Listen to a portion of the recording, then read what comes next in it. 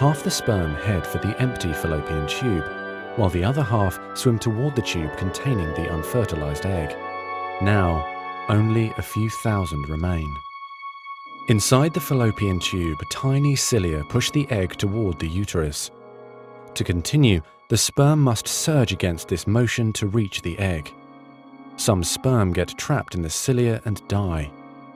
During this part of the journey, chemicals in the reproductive tract cause the membranes covering the heads of the sperm to change. As a result, the sperm become hyperactive, swimming harder and faster toward their destination.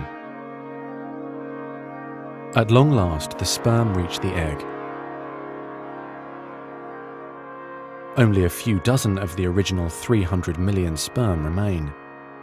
The egg is covered with a layer of cells called the corona radiata. The sperm must push through this layer to reach the outer layer of the egg, the zona pellucida.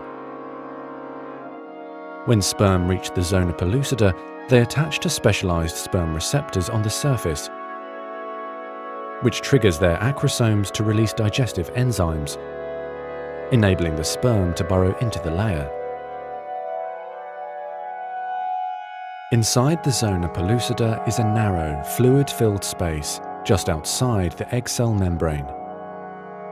The first sperm to make contact will fertilize the egg. After a perilous journey and against incredible odds, a single sperm attaches to the egg cell membrane. Within a few minutes, their outer membranes fuse and the egg pulls the sperm inside. This event causes changes in the egg membrane that prevent other sperm from attaching to it. Next, the egg releases chemicals that push other sperm away from the egg and create an impenetrable fertilization membrane. As the reaction spreads outward, the zona pellucida hardens, trapping any sperm unlucky enough to be caught inside. Outside the egg, sperm are no longer able to attach to the zona pellucida.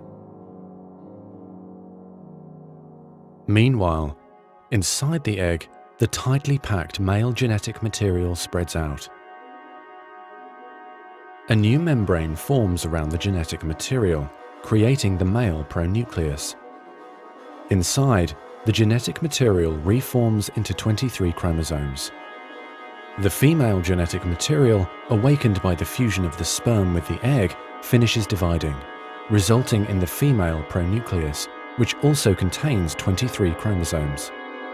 As the male and female pronuclei form, spiderweb-like threads, called microtubules, pull them toward each other. The two sets of chromosomes join together, completing the process of fertilization. At this moment, a unique genetic code arises, instantly determining gender, hair color, eye color, and hundreds of other characteristics. This new single cell, the zygote, is the beginning of a new human being. And now the cilia in the fallopian tube gently sweep the zygote toward the uterus, where he or she will implant in the rich uterine lining, growing and maturing for the next 9 months until ready for birth.